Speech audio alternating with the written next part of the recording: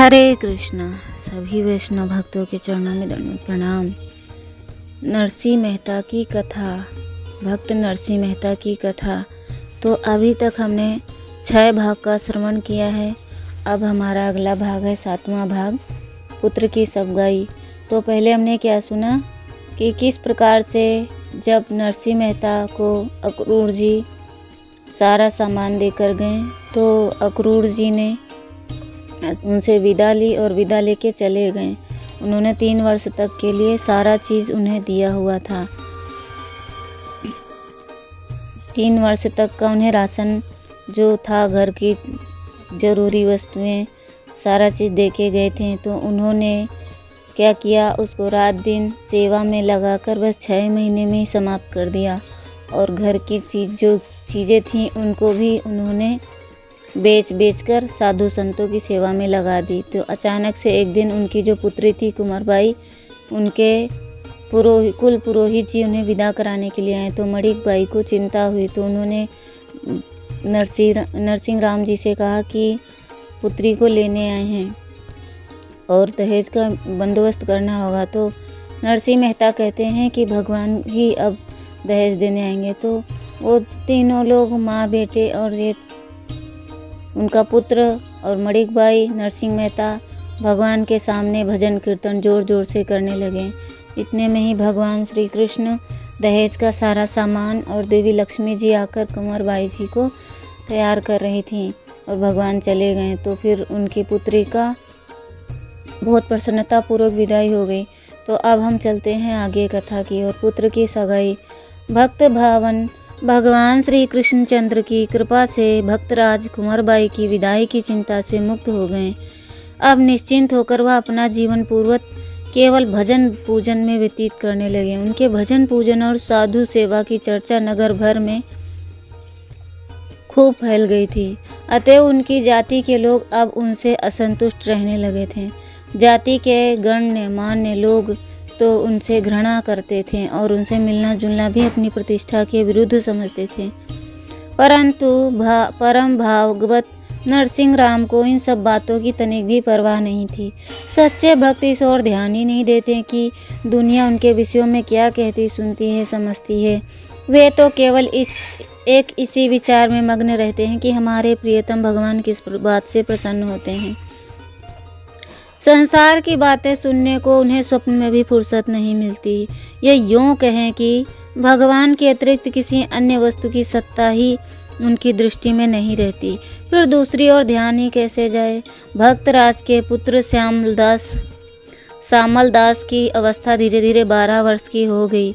Manik by ने देखा कि अब लड़का भी विवाह योग्य होने को आया है और हमारे घर में खाने का ठिकाना नहीं है। गरीब के घर अपनी पुत्री कौन देना चाहेगा। वह कुल परिवार के लोग प्रसन्न नहीं जो इस काम में सहायता करेंगे। वे तो इसी कारण दिखा कर उल्टे बाधक हो सकते हैं। ऐसी स्थिति में तो उनका पुत्र का विवाह होना कठिन ही प्रतीत होता है। एक दिन उसने अपनी चिंता पति पर प्रकट की। पति ने कहा, प्रिय, तुम व्यर्थ दुख क्यों करती हो। चिंता छोड़ो, केवल श्री कृष्ण का ध्यान करो। सदा मन में उन्हीं को रखो। वह दयालु प्रभु अपने आप हमारे सारे कार्य यथा समय पर करते रहेंगे। वह स्वयं हमसे अधिक हमारे लिए चिंतित होंगे। उन्हीं दिनों गुजरात के बड़नगर नामक शहर के रहने वाले मदन मेहता की पुत्री के लिए एक सुयोग्य वर की खोज चल रही थी। मदन मेहता एक प्रतिष्ठित नागर गृहस्थ थे। वह स्वयं एक राज्य के दीवान के पद पर थे और 8-10 लाख की संपत्ति भी उनके पास थी। उनकी रूपशील से युक्त पुत्री जूठी भाई विवाह योग्य हो गई थी। उन्होंने कई जगह सुयोग्य वर की खोज की परंतु कहीं उनका मन नहीं जमा। अंत में कुल परिवार के लोगों को एकत्र करके उन्होंने पूछा कि पुत्री का विवाह कहाँ करना चाहिए। सब लोगों ने राय दी कि आसपास तो आपके योग्य वर कोई गृहस्थ नहीं। जूनागढ़ में हमारी जाति के 700 घर बसते हैं, अतः वहाँ कोई घर अवश्य मिल जाएगा। कहीं कहीं उसका नाम सूरसेना भी मिलता है। सगे संबंधियों की सलाह के अनुसार मदन मेहता ने अपने कुल पुरोहित को एक सुंदर, सुशील, कुलीन और गुणवान वर की खोज करने के लिए वाहन तथा द्रव्य आदि देकर जूनागढ़ भेज दिया।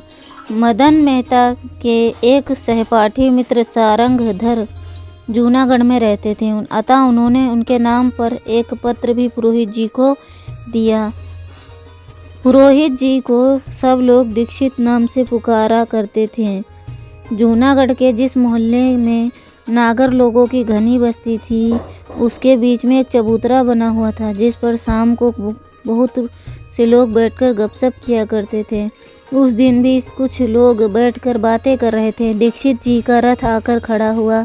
सब लोगों का ध्यान उस ओर आकर्षित हुआ।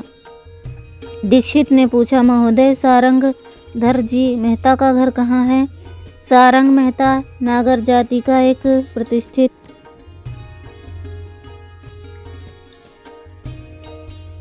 सब लोगों का ध्यान उस ओर आकर्षित हुआ। सारंगधर मेहता नागर जाति का एक प्रतिष्ठित गृहस्थ था, उस समय वहाँ मौजूद था। उसने उत्तर दिया, कहिए महोदय, आप कहाँ से पधारे हैं? क्या काम है? मुझे ही लोग सारंगधर कहते हैं। दीक्षित जी ने रथ से उतरकर यजमान की दी हुई चिट्ठी उसके हाथ में दे दी। चिट्ठी खोलकर वह बाँचने लगा। प्रिय मित्र श्री सारंगधर जी, सप्रेम प्रणाम। आपके पास अपने कुल पुरोहित श्री दीक्षित जी को भेज रहा हूँ। मेरी पुत्री जूठी बाई की अवस्था विवाह योग्य हो गई है। कृपा कर अपने यहाँ किसी कुलीन घर में एक रूपशील युक्त सुयोग्य घर देकर संबंध करा दीजिएगा। आपको अपना भिन्न मित्र जानकर यह कष्ट दे रहा हूँ। आपका मदन मेहता। सारंग पत्र उठाकर पढ़कर उठ खड़ा हुआ और दीक्षित जी को लेकर अपने घर आया। दीक्षित जी का उचित सत्कार कर उसने अपने मित्र मदन राय जी का कुशल समाचार पूछा। बात की बात में यह समाचार सारी नागर जाति में फैल गया। बड़ नगर से एक पुरोहित जी वर की खोज आए हैं। चारों ओर वर की खोज में आए मनुष्य को देखकर प्रायः गृहस्थ लोग चंचल होते हैं। जो लोग विशेष स्वार्थी होते हैं, उनका तो कहना ही क्या, वे तो येन केन प्रकारेण अपना काम बनाने के लिए बेचैन हो उठते हैं। ऐसे कुछ लोग वहाँ बैठे थे, अपने को रोक ना सके। उन्होंने अपनी राय प्रकट करना शुरू कर दिया। किसी ने प्रकारांतर से अपने पुत्र का ही गुणगान कर डाला, किसी ने अपने मित्र की कुलीनता का बखान किया, किसी ने अपने संबंधी की उन्नति का रोचक वर्णन सुनाया, किसी ने व्यापार चतुर वर्ग का, किसी ने उच्च पदस्थ वर्ग का, किसी ने सुंदर और सुशील वर्ग का और किसी ने विद्या व्यसनी वर्ग का पता बताया। दीक्षित जी चुपचाप सब बातें सुनते रहे। दूसरे दिन श्री सारंगधर दीक्षित जी को साथ में लेकर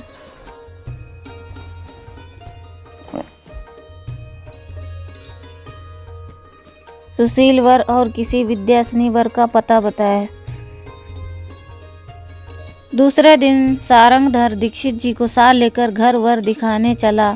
उसने अपने मित्र कृष्ण राय की रास्ते में खूब प्रशंसा की और उनके दरवाजे पर पहुंचा। कृष्ण राय ने दीक्षित जी का खूब आदर सत्कार किया। प्रकारांत से अपने धन और प्रतिष्ठा का भी कुछ जिक्र कर डाला और पुत्र को कपड़े लत्ते से सजाकर सामने बिठा दिया। दीक्षित जी ने उनसे पूछा, तुम्हारा नाम क्या है? परंतु वह चुप रहा। दीक्षित जी ने पुनः वही प्रश्न किया। लड़के ने कुछ घबराहट के साथ पूछा, क्या पूछ रहे हैं? बस दीक्षित जी ने ताड़ लिया कि लड़का बधिर है। उन्होंने सारंगधर से वहाँ से उठने का संकेत किया। वहाँ से उठकर सारंगधर आगे बढ़ा। उसने कृष्ण राय का पुत्र देखने की यथार्थता को समझाने की चेष्टा की और फिर दूसरे मित्र अति सुख राय की और भी बड़ाई की। अति सुख राय ने भी दीक्षित जी को आकृष्ट करने का भरपूर प्रयत्न किया। दरवाजे पर बैठे हुए कुछ गांव के लोगों ने भी उनकी प्रशंसा का पुल बांध दिया। जब अति सुख राय का पुत्र गहने वस्त्र से सजकर सामने आया तो दीक्षित जी ने उनसे प्रश्न किया, तुम्हारा नाम क्या है? लड़के ने तुतली आवाज में उत्तर दिया, विद्याधर। धर राय दीक्षित जी ने फिर आगे कुछ न पूछा, सारंग धर को उठने के लिए कहा। इस प्रकार कई दिन तक घूमने फिरने फिरकर अपने हित मित्र और जाति के प्राय सैकड़ों लड़कों को सारंग धर ने दिखाया, परंतु दीक्षित जी की दृष्टि में एक भी लड़का नहीं चढ़ा। किसी को बधिर, किसी को तुतला, किसी को मूर्ख, किसी को कुरूप इत्यादि एक न एक नए कारण दिखाकर उन्होंने सबको छांट दिया। स्वयं दीक्षित जी भी अयोग्य लड़कों को देखते देखते तंग आ गए। उन्हें संदेह हो गया कि शायद सारंग धर योग्य वर दिखाने की अपेक्षा अपने सगे संबंधी और मित्रों के लड़के दिखाने की अधिक चिंता रखता है। अब उनका मन सारंग धर पर विश्वास करने की गवाही नहीं देता, परंतु मदन मेहता ने जब सारंग धर को अपना मित्र समझकर उसके पास उन्हें भेजा, तब वह उसके विरुद्ध कैसे चल सकते थे। अतः उन्होंने सारंग धर से कहा, मेहता जी, केवल कुलीन या सुंदर लड़का मुझे नहीं चाहिए, लड़का गुणवान भी होना चाहिए। आपने बहुत से लड़के दिखाए, परंतु इस योग्य वर एक भी नहीं दिखाई पड़ा। सारंग धर भी इधर दीक्षित जी की चाल से तंग आ गया था। उसने सोचा, यह बड़ा विलक्षण आदमी है, इसे कोई लड़का पसंद ही नहीं आता, यह अपने आप को बड़ा चालाक समझता है। अब मैं ऐसा घर बताता हूँ कि यह भी याद रखेगा। सारंग धर ने मुस्कुराते हुए दीक्षित जी से कहा, दीक्षित जी, आप मेरी जाति के सैकड़ों लड़के देख चुके हैं, अब मैं अपनी जाति के मुखिया का एक लड़का दिखाता हूँ। मुझे आशा है कि वह लड़का आपको अवश्य पसंद आएगा। बहुत तरह की चीज़ें दिखाने के बाद अच्छी चीज़ दिखाने पर ही उसका मूल्य ठीक समझ में आता है। दीक्षित जी ने कहा, अच्छा, अंत में ही दिखाइए, पर दिखाइए सुयोग्य वर। अब अधिक तरह की चीज़ें देखने की मेरी इच्छा नहीं है। अब तो काम खत्म करके मैं शीघ्र वापस होना चाहता हूँ। सारंग धर ने मन में मजाक का भाव लेकर दूर से ही इशारा करते हुए कहा, वह देखिए, स्वर्ण कलश वाला जो मंदिर दिखाई देता है, वह नरसिंह राम जी मेहता का घर है। वह बड़े ही कुलीन और भगवत भक्त गृहस्थ हैं। उनका व्यवहार बड़ा सच्चा है और उन्होंने धन भी खूब एकत्रित कर रखा है। उनका पुत्र भी हर तरह योग्य है। वहाँ आपको संपूर्ण संतोष होगा। वहाँ मेरे जाने की कोई विशेष आवश्यकता नहीं है। अच्छा महाराज, नमस्कार, मैं अभी वहाँ जाता हूँ। यदि सब प्रकार से संतोष हो जाएगा तो मैं अवश्य संबंध कर लूँगा, और नहीं तो किसी दूसरे स्थान के लिए रवाना हो जाऊँगा। बस आज्ञा दीजिए। इस तरह कहते हुए दीक्षित जी ने विदा मांगी। अच्छा महाराज, नमस्कार कहकर सारंग धर की मस्तक झुकाया और हाथ जोड़कर विदा किया। दीक्षित जी तुरंत नरसिंह राम के घर पहुँचे। उस दिन कोई व्रत उत्सव था। भक्तराज हरि कीर्तन में संलग्न थे। उनकी एकाग्रता और तन्मयता देखकर दीक्षित जी दंग रह गए। उन्होंने मन में विचार किया, भगवान की लीला भी विचित्र है। सारे जूनागढ़ में केवल यही घर ऐसा मिला है जहाँ आते ही चित्त को शांति प्राप्त हुई। यह घर जैसा पवित्र है, वैसा ही यदि वर भी मिल जाए तो मदन मेहता की पुत्री का भाग्य खुल जाए। दीक्षित जी को यथोचित सत्कार करके बिठा दिया गया। मध्याह्न समय हरि कीर्तन समाप्त हुआ। दीक्षित जी ने भक्तराज के पास आकर अभिवादन किया। भक्तराज ने उन्हें भगवान का प्रसाद देकर प्रश्न किया, आपका शुभ निवास कहाँ है? भक्तराज, मैं बड़नगर के दीवान मदन राय जी की पुत्री का संबंध करने के लिए आया, कुछ दिनों से आया हुआ हूँ। सौभाग्य से आज आपके दर्शन करने का सुअवसर प्राप्त हुआ है। यह सुना है आपके भी एक विवाह योग्य पुत्र है, कृपया उसे मुझे दिखाइए। दीक्षित जी ने नम्रतापूर्वक कहा, महोदय, इस शहर में 700 नागर गृहस्थों के घर हैं और प्रायः सभी धनाढ्य और कुलीन हैं। आप तो जानते ही हैं कि यस्यस्ति वित्तम सा नरा कुलीना सा पंडिता श्रुतिमान गुणज्ञः सा एव वक्ता च दर्शनीया सर्वे गुणा कांचनम श्रयन्ते। अर्थात जिसके पास धन है वही मनुष्य कुलीन है और वही पंडित है। यदि वेदवित है वही गुणवान है, वही वक्ता है और वही दर्शनीय है। सब गुण एक कंचन का ही आश्रय करके रहते हैं। इस नीति के अनुसार ना तो मैं कुलीन हूँ, न गुणवान हूँ, ना ही पंडित ही। मैं तो केवल राधे श्याम का नाम मात्र जानता हूँ। नरसिंह राम ने साफ साफ अपनी सच्ची परिस्थिति का वर्णन कर दिया। भक्त शिरोमणि लक्ष्मी तो चंचला है, वह कभी आती है और कभी चली जाती है। जो मनुष्य आज अतुल धन का स्वामी है, कल वही रास्ते पर भीख मांगते हुए देखा जाता है। इसीलिए महात्मा लोग द्रव्यवान को सच्चा धनवान नहीं मानते। कबीरदास जी कहते हैं, कबीर सब जग निर्धना, धनवंता नहीं कोई, धनवंता सोई जानिए, राम धनी सो जोय, राम धनी सो जोय। इस संसार में सभी निर्धन ही हैं, कोई धनवान नहीं है। धनवान तो उसे ही जानना चाहिए जिसके पास राम धन हो। महाराज, केवल आपके पास ही वह सच्चा राम धन है, यह मैं प्रत्यक्ष देख रहा हूँ। अतः आप मुझे भ्रम में ना डालिए और अपने पुत्र को मुझे दिखाइए। दीक्षित जी ने सच्चे धन की व्याख्या करते हुए कहा, मेहता जी, श्यामल दास को बुलाया। परमात्मा की कृपा से दीक्षित जी को श्यामल दास जी का मुखमंडल चंद्रमा के समान सुकांति युक्त दिखाई पड़ा। उसकी अलौकिक तेजस्वी मूर्ति को देखकर वह अत्यंत प्रसन्न हुए। उन्होंने सामुद्रिक विद्या के अनुसार श्यामल दास के अनेक शुभ लक्षण देखे।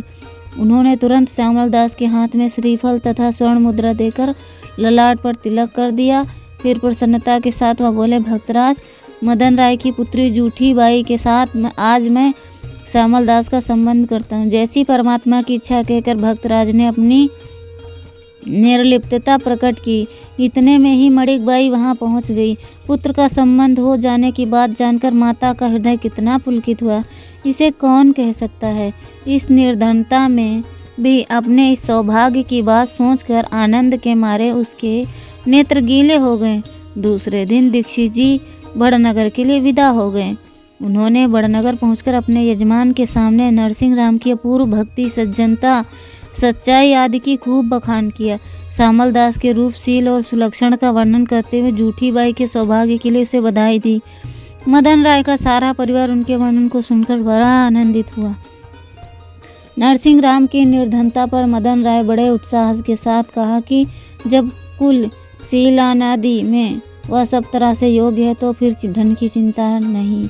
भगवान ने भरपूर दिया है। 7-8 लाख की संपत्ति से 1-8 लाख भी उन्हें दे देने पर उनका कष्ट दूर हो जाएगा। तो हरे कृष्णा कृष्णा कृष्णा हरे हरे, हरे राम राम राम हरे हरे। मिलते हैं हम आपसे अगले भाग में। फिर देखते हैं उनकी सगाई होगी तो भगवान अब अगली लीला क्या करने वाले हैं, हम अगली लीला में बताएंगे, अगले भाग में बताएंगे। तब तक के लिए आप प्रतीक्षा करें और श्रवण करें। हरि बोल।